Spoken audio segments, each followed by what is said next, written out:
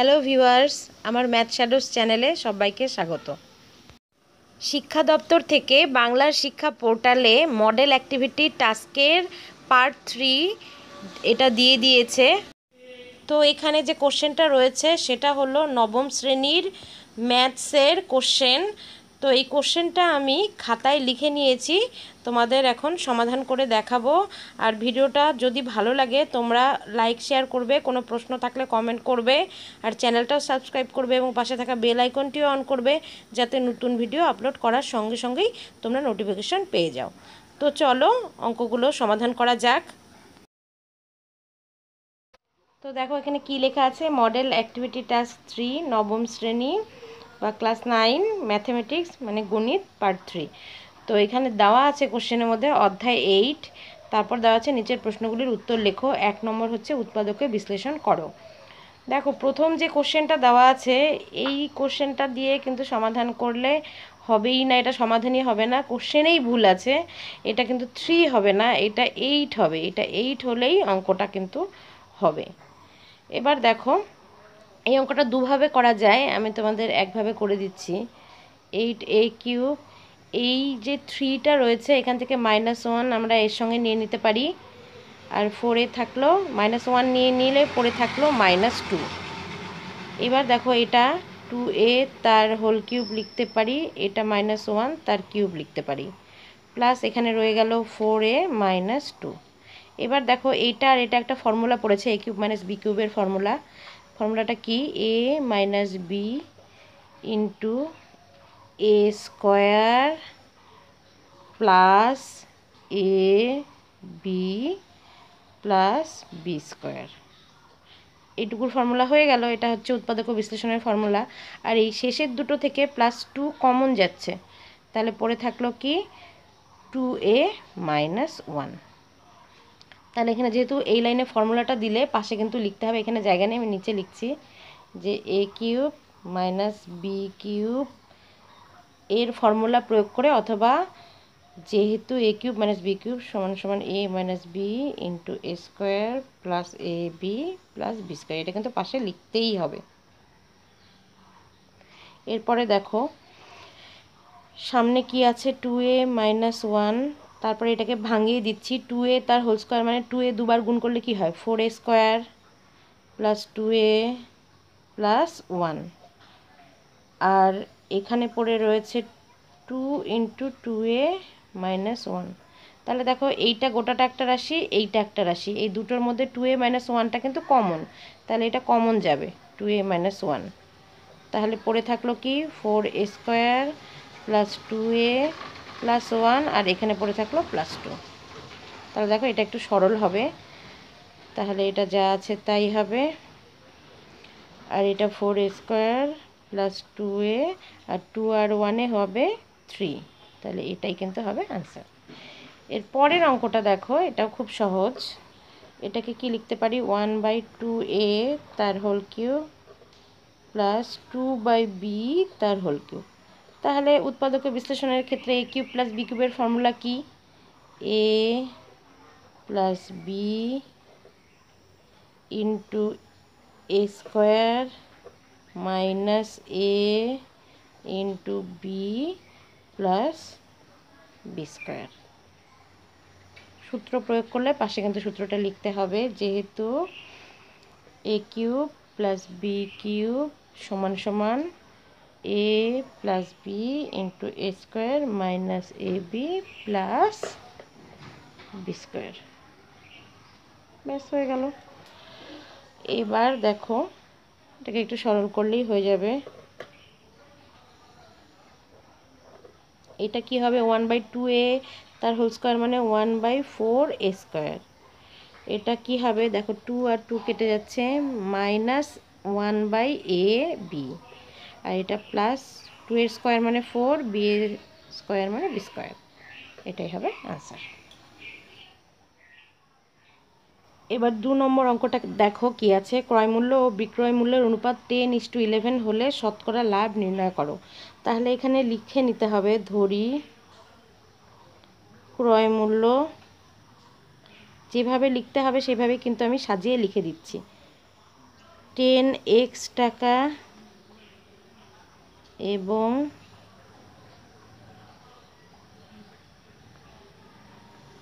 বিক্রয় মূল্য সমান সমান 11x টাকা। দেখো 10:11 আছে, এখানে একটা আনুপাতিক ধ্রুবক x ধরে নিলাম, তাহলে ক্রয় মূল্য 10x আর বিক্রয় মূল্য হচ্ছে 11x। এখানে লিখতে হবে কিন্তু xটা যে ধরলাম সেটা কি, যেখানে x সমান সমান আনুপাতিক ধ্রুবক এবং x কিন্তু গ্রেটার দ্যান 0 হবে। x 0 থেকে বড় হতে হবে, তবেই হবে এটা। এবার দেখো তাহলে ক্রয় মূল্য পেয়ে গেলাম 10x টাকা, বিক্রয় মূল্য 11x টাকা, তাহলে লাভ কত? সুতরাং লাভ সমান সমান কী হবে, বিক্রয় মূল্য মাইনাস ক্রয় মূল্য, মানে 11x মাইনাস 10x টাকা, তাহলে কি হবে, সমান সমান x টাকা। এবার দেখো কি চেয়েছে, শতকরা লাভ নির্ণয় করো। লাভ কার উপর নির্ণয় করা হয়? আমরা জানি ক্রয় মূল্যের উপর লাভ হয়। এটা দেখো এক লাইনেও করা যায়, আবার হচ্ছে 3 লাইনেও করা যায়, এরকম লিখে নিয়েও করা যায়। তো আমরা এক লাইনেই করব। তাহলে সুতরাং শতকরা লাভ হবে, কি হয়, নিচে হয় ক্রয় মূল্য, ক্রয় মূল্য কত 10x, আর উপরে হয় যেটা লাভ হয়েছে সেটা x ইন্টু 100। দেখো এখানে যেহেতু আমি শতকরা কথাটা লিখেছি, এখানে কিন্তু পার্সেন্ট চিহ্নটা দেওয়া যাবে না, এখানে টাকা লিখতে হবে। যদি শতকরা কথাটা না লিখতাম তাহলে এখানে পার্সেন্ট চিহ্নটা দিতাম। এবার দেখো x কেটে যাচ্ছে, 0 0 কেটে যাচ্ছে, 10 টাকা। তাহলে উত্তরটা আমরা লিখব, সুতরাং লাভ হবে 10%। তাহলে এটাই হবে আনসার। পরের প্রশ্নটা দেখো, বিক্রয় মূল্যের উপর 20% লাভ হলে ক্রয় মূল্যের উপর শতকরা লাভ কত? দেখো এটাও কিন্তু খুব সোজা অঙ্ক। এটা বিক্রয় মূল্যটা ধরে নিতে হবে, ধরি, আর আমরা বিয়োগ করার সুবিধার্থে বিক্রয় মূল্যটাকে 100x ধরে নেব। ধরি বিক্রয় মূল্য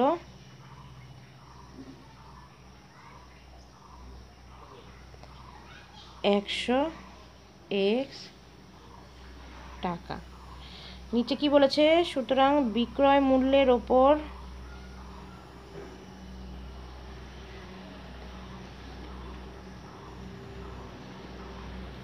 লাভ কত 20%।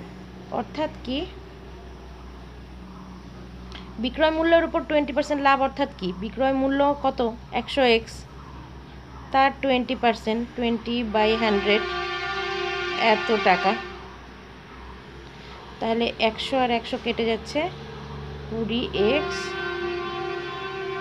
টাকা হচ্ছে। এবার দেখো তাহলে বিক্রয় মূল্য 100x টাকা আর বিক্রয় মূল্যের উপর লাভ হচ্ছে 20x টাকা। তাহলে এটা বিক্রয় মূল্য আর বিক্রয় মূল্যের উপর 20x টাকা লাভ, তাহলে ক্রয় মূল্যটা কত? সুতরাং ক্রয় মূল্য কি হবে, এটা থেকে এটা মাইনাস হবে, 100x মাইনাস 20x টাকা, তাহলে কত হবে 80x টাকা। এবার উত্তরটা কি চেয়েছে, ক্রয় মূল্যের উপর শতকরা লাভ কত? তাহলে সুতরাং ক্রয় মূল্যের উপর লাভ হবে, একটু আগের অঙ্কটাতেই করলাম, ক্রয় মূল্যের উপর লাভ যেটা হবে সেটা বের করতে হলে ক্রয় মূল্যটা নিচে হয় মানে 80x, তার উপরে হয় লাভটা, লাভ মানে হচ্ছে 20x ইন্টু 100। এখানে দেখো শতকরা লিখিনি, তাহলে এখানে পার্সেন্ট চিহ্নটা দেওয়া যাবে। তাহলে x কেটে গেল, 0 0 কেটে গেল, 2 দিয়ে 8কে কাটলে হচ্ছে 4, 4 দিয়ে 100কে কাটলে হচ্ছে 25, তাহলে 25%। এটাই কিন্তু উত্তর, এখানে উত্তর লিখে দেওয়া যাবে অথবা আরেকটা লাইন বেশি লিখতে পারো। সুতরাং ক্রয় মূল্যের উপর লাভ হবে 25%, তাহলে এটাই হবে অ্যান্সার। এবার লাস্ট অঙ্কটা দেখো, সায়ন্তন একটি হারমোনিয়াম বিক্রি করবে যার ধার্য মূল্য 4000 টাকা। যদি সে ধার্য মূল্যের উপর পরপর যথাক্রমে 20%, 10% এবং 10% ছাড় দেয়, তবে হারমোনিয়ামের বিক্রয় মূল্য কত হবে এবং সেক্ষেত্রে সমতুল্য ছাড় নির্ণয় করো। দেখো এখানে ধার্য মূল্য বলে দেওয়া আছে 4000 টাকা, আর সে ধার্য মূল্যের উপর পরপর ছাড়গুলো দিচ্ছে। তাহলে প্রথমে ধার্য মূল্যের উপর 20% ছাড় দিলে সেই টাকাটা কত হয় সেটাকে বের করে নিই। তাহলে এরকম লিখব যে সায়ন্তনের, একদম সাজিয়েই লিখে দিচ্ছি, হারমোনিয়ামের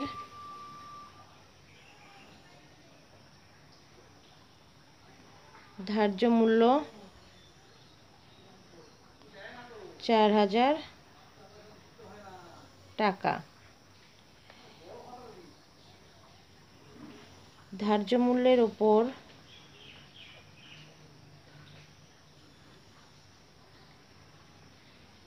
20% ছাড় দিলে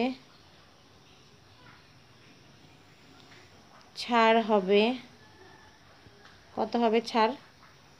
4000 গুণন 20%, পার্সেন্ট মানে 20/100, এত টাকা। তাহলে এই 2 শূন্য 2 শূন্য কেটে গেল, মানে 4 দুগুণ 8 আর 2 শূন্য, 800 টাকা। তাহলে সুতরাং বাকি থাকলো কত টাকা? 4000 বিয়োগ 800 টাকা সমান সমান 3200 টাকা থাকলো বাকি। এবার এই 3200 টাকার উপর আবার 10% ছাড় দেবে, আবার 3200 টাকার উপর 10% ছাড়, অর্থাৎ ছাড় হবে 3200 গুণন 10/100 টাকা। তাহলে এই 2 শূন্য 2 শূন্য কেটে যাবে, 320 টাকা। তাহলে 3200 থেকে এই টাকাটা ছাড় হয়ে গেল, তাহলে থাকলো কত? বাকি থাকে, সুতরাং বাকি থাকলো 3200 বিয়োগ 320 টাকা সমান সমান বিয়োগ করলে কত হবে? 0, 8, হাতে এলো 1, 3 আর 1 4, 4 আছে 12 করতে 8, হাতে এলো 1, এত টাকা। এবং এত টাকার উপর আবার 10% ছাড় দেবে, 10% ছাড়, অর্থাৎ ছাড় হবে 2880 ইন্টু 10/100 টাকা। তাহলে এই শূন্য কেটে গেল, এই শূন্য কেটে গেল, মানে 288 টাকা।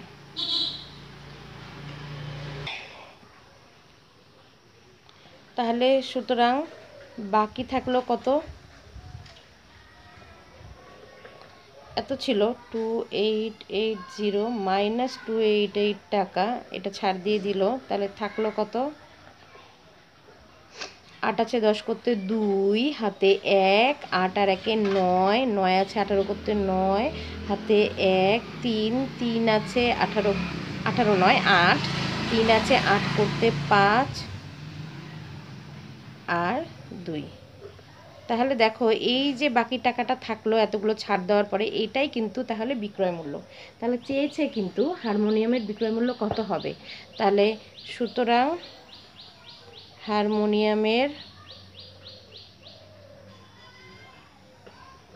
বিক্রয় মূল্য হবে 2592 টাকা। তাহলে এটা কিন্তু একটা উত্তর, এটা একটা উত্তর। এবার আরেকটা উত্তর হবে, কি চেয়েছে যে এবং সেক্ষেত্রে সমতুল্য ছাড় নির্ণয় করো, মানে ছাড়ের পার্সেন্টেজ কত সেটা বের করতে হবে। তাহলে মোট ছাড় কত হলো সেটাকে বের করে নিই। সুতরাং মোট ছাড় হলো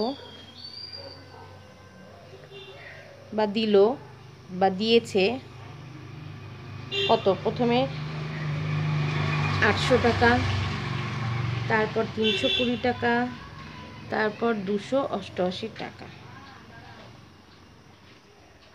তাহলে যোগগুলো করো, কত হবে? 8, 8 আর 2 10 শূন্য, হাতে হলো 1, 3, 3, 3 হচ্ছে 6, 6 আর 8 14, 1408 টাকা হচ্ছে ছাড় দিল। তাহলে সমতুল্য ছাড় কত হবে?